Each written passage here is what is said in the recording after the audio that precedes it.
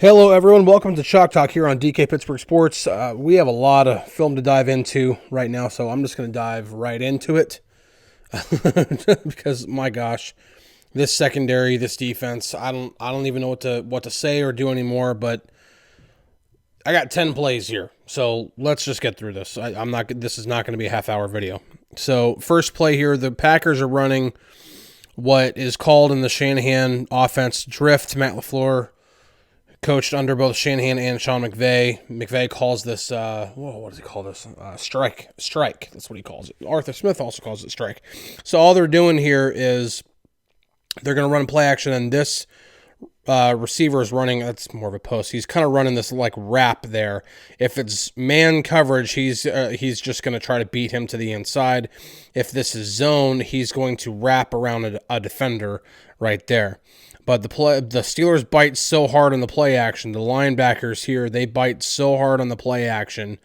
They step up. I mean, look how far up Cole Holcomb is, and you can see the route is developing. He's wide open. And if you're wondering why isn't Joey Porter Jr. on him, because this is usually what happens when it comes to who's to blame here? Who's at fault for a play like this? And somebody, when you're watching this on TV, will see Joey Porter Jr. He's the closest one.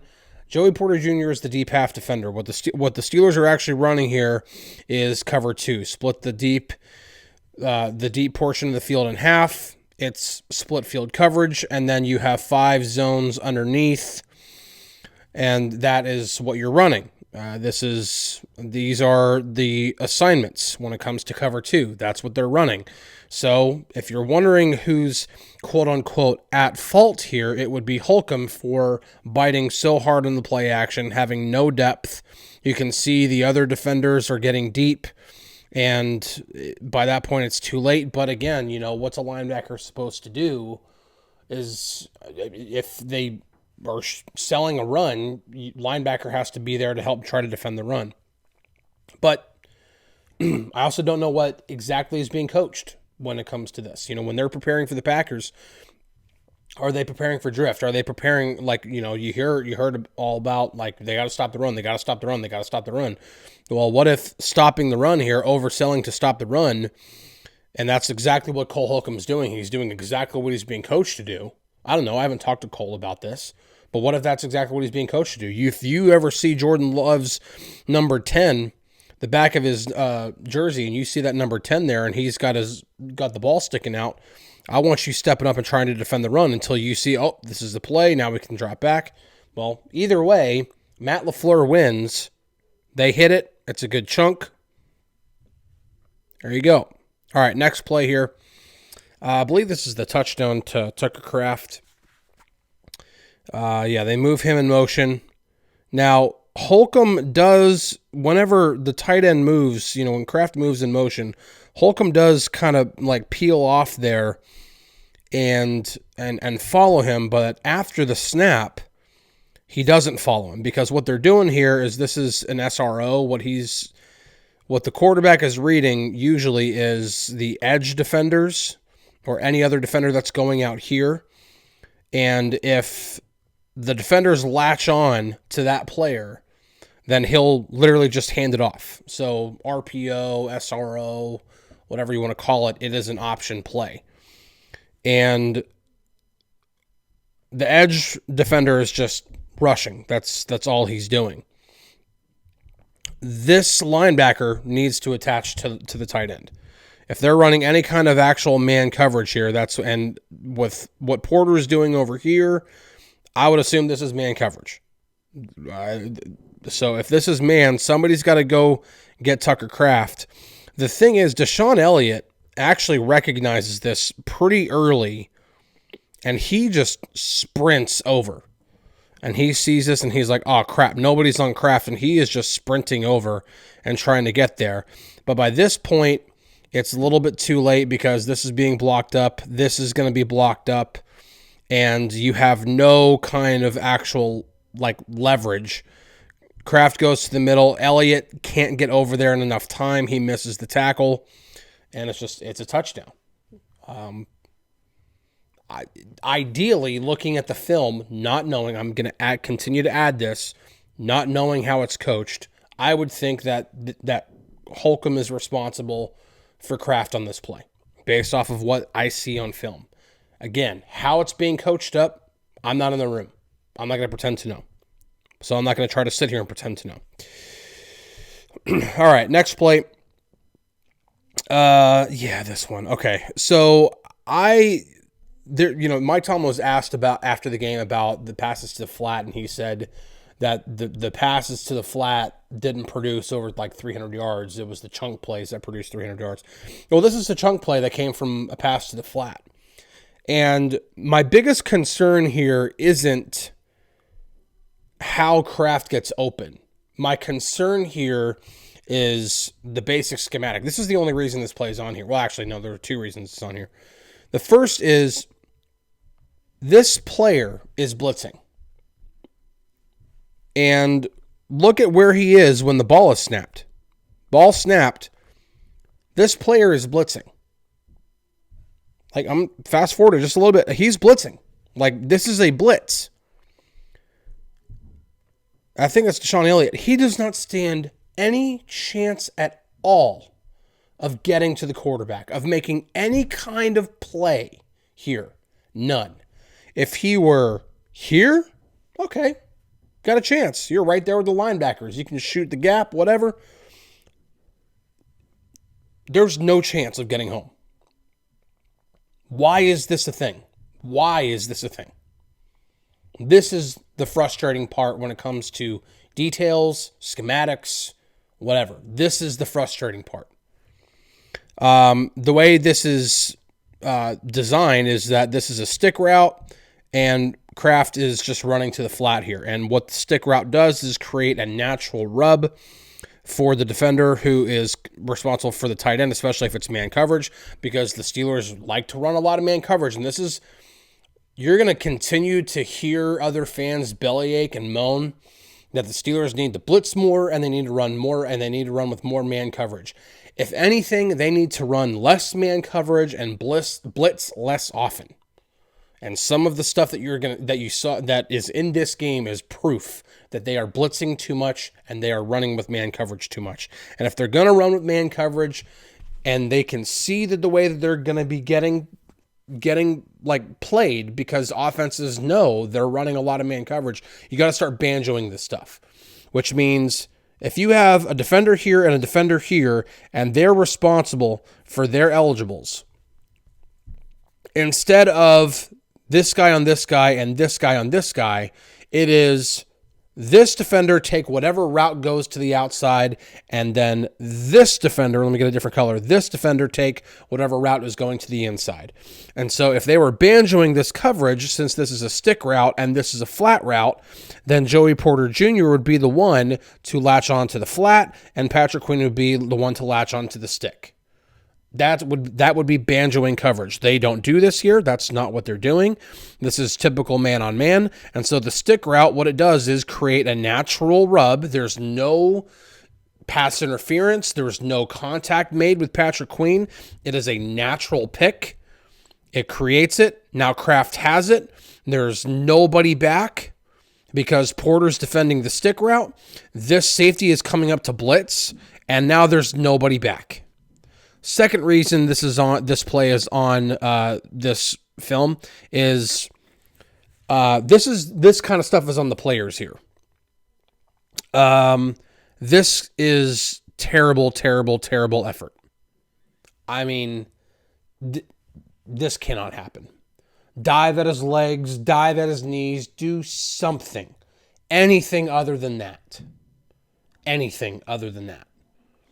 That is horrific effort to try to bring a player down. And this isn't even the worst display of effort in the game. And it leads to even more yards. All right, next play. This one right here, I actually think, I'm really not picking on Porter. I'm not picking on any individual player in this. This is just defense across the board. This is actually pretty good coverage from Joey Porter Jr. This is just a ridiculous throw by Jordan Love. And sometimes you just get beat. And this is more of an example of the Steelers just getting beat. Watson's running a really deep out here. Now, in terms of details, we've seen this in previous videos where Steelers corners will play outside leverage on receivers because you like to force your help, or you know you have help on the inside, so you prefer to make sure that you don't get beat to the outside, right? Well, the problem is that we've been seeing corners play with outside leverage when there's no help in the middle, when there's no hold defender, when the only, and trust me, we'll get to that in a second. And here, the Steelers appear to be in it's some sort of match coverage. But either way, you have a safety over the top, and not only over the top, but on your half of the field. Like, safety here is supporting Porter. And Porter here originally has outside leverage, but he turns his hips toward the sideline, which is indicating he's wanting to make sure he maintains inside leverage, which means you won't get beat to the inside, which is good. But if he runs an out route here, you're kind of screwed, especially if it comes with a throw, with any kind of ball that's thrown with the anticipation. And that's exactly what Jordan Love does. Jordan Love, look at him. That is when his back foot hits right there. He hitches. I mean, that ball is being thrown there. This ball ends up being caught at the 48-yard line, right there. That's ridiculous anticipation. And again, I mean, this is covered right now, but it's covered with inside leverage. Watson's running an out route, and Porter, even then, he's sticking with him. He's kind of right there. This is not, wide A open, but the throw is perfect. It's thrown with anticipation, and it's right on the receiver. There's literally nothing Porter can do. The only thing that Porter can do, again, would be if he's playing this with outside leverage and he stays outside of the receiver.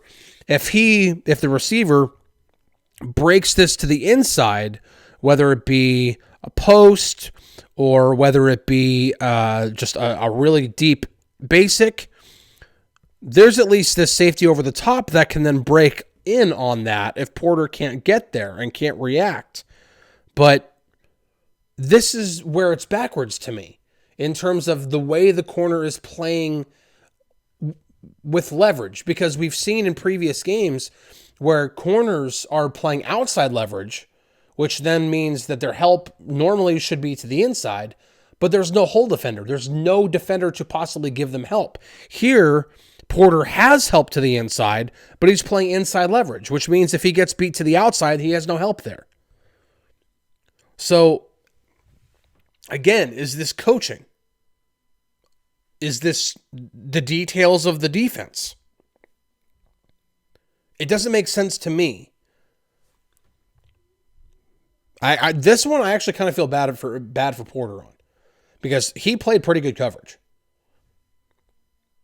So this one, when we talk about effort, my gosh. All right, so the Steelers end up what the Packers are running is they're just running a swing screen here, and this is just come out and block what you can. And if anything, the Steelers originally have numbers. They've got 1, 2, 3, and 4 players, but the problem is, and this is just where sometimes where you run into some bad luck, Ramsey is blitzing here, which then means it's just, all right, great, we got 3-on-3, and so they're going to run the swing route. And, you get this here. All right, well, you get a little unlucky with the blitz. The problem I have here is with Darius Slay. I understand at this point you're the last defender back. You don't want to oversell. But the one thing you definitely want to do is get over here, because you have help to the inside. You have Clark here. If he decides to, no, I'm going to cut this back. Ramsey is chasing the play down. You want to cut this off. And Slay is just kind of, and then once Williams actually gets around to the edge, I have no words. I actually have the end zone view on here because it's even worse when you can see it up close. Again, why is he just kind of waiting behind this when he can be like, oh crap, I'm going to get out here because he's going to try to do that. You have all this help to the inside. And corners are actually taught this like in run defense. Run defense, you want to maintain as much outside leverage as you can to force the ball carrier back to where your help is. And Slay is instead just kind of like meandering behind this stuff. And then once Williams gets to the corner here, I mean, I'd be diving at that dude's knees. That's what I'd be doing. That's me. You got to send your body as if it's a missile at anything other than the head. If that doesn't get it, at least you tried. At least you made an effort. This is horrific effort. All right, next one here. Move in motion, move the tight end back. I'm trying to remember which play this is. You got a play action. Oh, this is actually a really good play. So the Steelers actually have this covered up pretty well. You got Peppers right here, and he's the deep middle. The Steelers are running a 5-man rush, and this is your typical 3 deep zones with 3 zones underneath. That is what this is a zone blitz. And what I really like about the coverage schematics here is, yes, you have your 3 deep defenders, and they are taking, this guy's running a post, and you literally have a post safety right there to take that away. This guy's running a deep curl, and because of the depth that Patrick Queen gets in this coverage of being the deep middle, the deep hook defender there, like this receiver's covered. You have a post safety right here. You have this deep defender. These 2 receivers are completely taken out of the play. And that's fine because now it literally is just zone coverage, but it's 3-on-3. And so if Love happens to escape this 5-man rush, he's going to end up checking it down to one of these 3 guys. And then and he ends up throwing it to his check down right here. But then you've got 3 defenders right there to possibly tackle him. Short of the sticks. That's the first down marker. It's going to be short of the sticks. This is good. This is good defense here.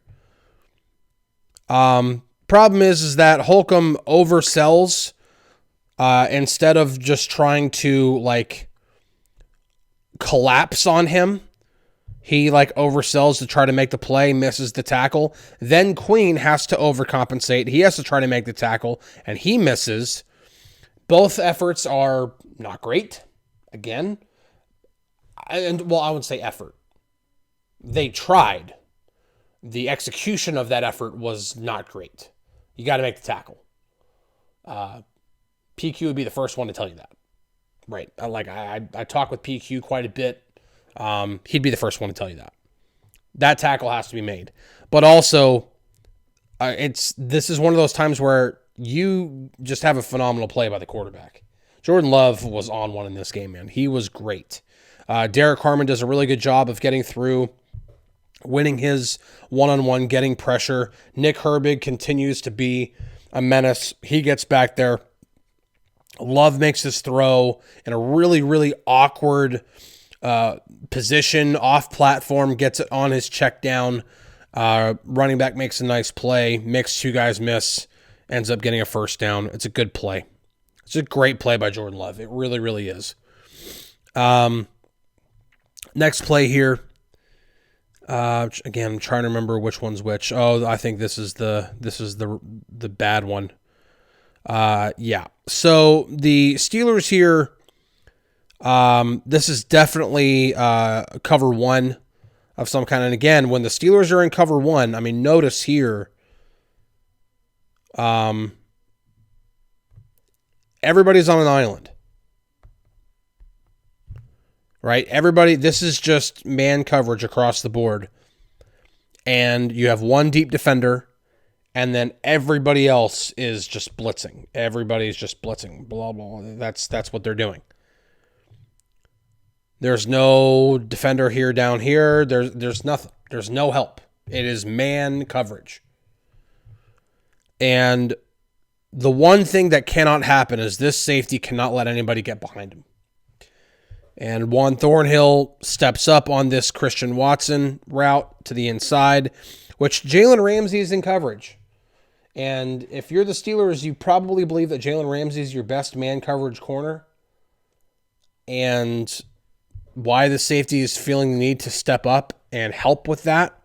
Because what ends up happening is that Watson gets behind him. Love sees it. He attacks it. And then Juan Thornhill is then caught in that position trying to make sure that ball doesn't get behind him. Well, it gets behind him. And I think, again, this is unfair to Brandon Echols because he's maintaining outside leverage here on Watson because, again, where is his help? Does he have help on this side? Nope. Does he have help in here? Yep. It's right there. That's your help.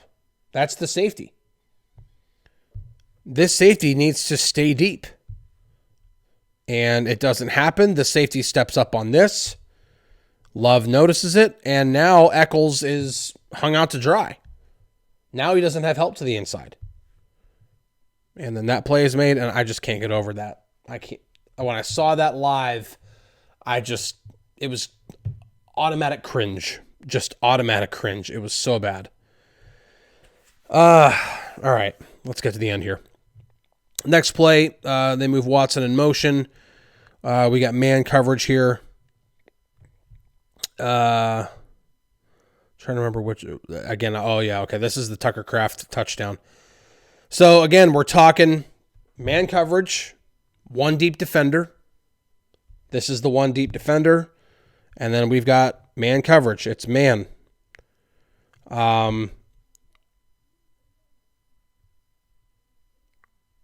You've got the safety. This is Chuck Clark on Tucker Kraft. You've got the corner here on the receiver. And again, this is good offensive design. Kraft is following the receiver. The receiver is running, this little like corner out route, while the tight end comes and he's just running. He's literally running behind, and then he's using that as a pick or whatever. And notice how the receiver does a great job. While Clark is trying to engage contact, the receiver actually avoids the contact, because if the receiver makes contact with Clark there and Kraft, cuts to the inside and catches this ball, it's pass interference. It's 10 yards back. That's it. The play's over. No touchdown. The problem I have with this is the Steelers are playing man free, and they are playing this where if the running back stays in pass protection, the linebacker who would normally be responsible for that, which is Patrick Queen, instead of dropping and being a hole defender in the middle of the field, he joins the blitz. Like that is the schematic of the play. This is not Patrick Queen going rogue and deciding, oh, I'm going to blitz. Like, no, this is part of the schematics. This is just man coverage across the board with one deep defender, and there's nobody in the middle of the field. I'm going to put that in a different color so you can see better. There's nobody covering this area. There's no, again, it's called a hole defender. You can, thief or robber, there are different names for it because there are different ways to take away the middle of the field and cover one. Like the lower part of the middle of the field. You have the one deep defender. For example, if you have two safeties back here and you're showing too high, the one safety can come back and he can take away the deep middle. The other safety comes down and literally robs the middle of the field. Like there are different ways to do it. And here you have the deep defender, you have this man coverage across the board. And another way that you could do it is this linebacker could drop back and he could be a hole defender there. They don't do this. The Steelers do not do this. And if they do, it's very few and far between. The Seahawks shredded them like this. The Bengals shredded them like this at times, and the Packers just did the same thing. If you don't think Shane Steichen with the Colts is going to be doing this on Sunday, you're mistaken. No hole defender, no help in the middle of the field. Kraft catches it. Touchdown. Use a hole defender. I said this video wasn't going to be half hour, and we are rapidly approaching, so let me try to hurry and get this done. Next play. So this play right here, I remember this one. This is Blazer, the old Shanahan Blazer concept. It's play action. 2 people go out for a pass. Okay, 2. This is a Shanahan play action concept. That is the route. Love is going to hit this. Get a different color. Love is going to drop back, and he's going to hit Christian Watson at about that portion of the route. But again, it's what the Steelers are teaching. It's what the Steelers are asking their players to do. Some of the stuff they're asking the players to do, blitzing from 10 yards behind the line of scrimmage, that's, in my opinion, stupid.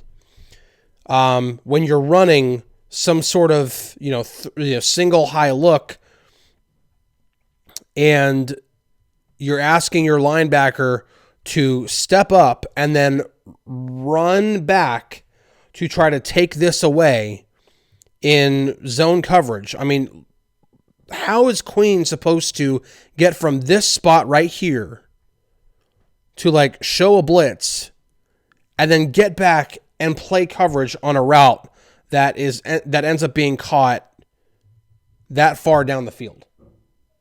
You're asking a linebacker, as athletic as Queen is, you're asking a linebacker to do that. This makes no sense. None. And you can see Queen's frustrated, man. This one, to me, is on coaching. Again, okay. The Steelers are running cover 3 on this one. Okay? 3 deep defenders, 2 hook curl zones, 2 curl flat zones. I'm going to draw just what a couple of players are doing. If you think that this player right here ends up being the deep middle defender, the zone he's in right now, you're incorrect. What ends up happening is this guy right here runs down to play this zone. 21 here is then going to run back and cover the deep middle third. Okay? Watch it happen. This is cover 3. But the problem is that, and you get beat to the there are 2 places that you can get beat to the outside on cover 3. In the flat, in that flat area, and then when you're talking basic cover 3, it is pretty much this window right here. In between the deep third defender and the curl flat defender. That's another weakness of cover 3. And you're asking this guy to run down, to sprint down, while keeping eyes on the quarterback to see what he's doing and try to cover that. Why? This is disguising stuff for the sake of disguising stuff. There's no method to the disguise here. Easy for me to say. There's no method to it. You're just disguising. There's got to be a purpose behind it. This is Jordan Love here. This is not some sort of rookie that's going to say, I never expected, this guy to run back and be the deep middle third defender in cover 3. You're also asking this player right here to sprint from down here and play the curl flat where he is in mid-sprint. And a lot of the time, curl flat defender, if they're right here, what they'll do is they'll drop back in coverage, eyes on the quarterback. If they can also see out of their peripheral that there's nobody here, they will get more depth back. They'll continue to backpedal and get more depth to close off like this window right here. So like you won't let anything get there, especially if there's nobody in the flat. Well, there's nobody in the flat. So if you had a curl flat defender right here and he sees that there's nobody down there, what he's probably going to do is just backpedal a lot, and then this would not be open. But because your curl flat defender starts when the ball is snapped all the way back here, again, you're disguising for disguising's sake, and it's dumb. So there are player issues in this defense. There are schematic issues in this defense. It's bad. It's really, really, really bad.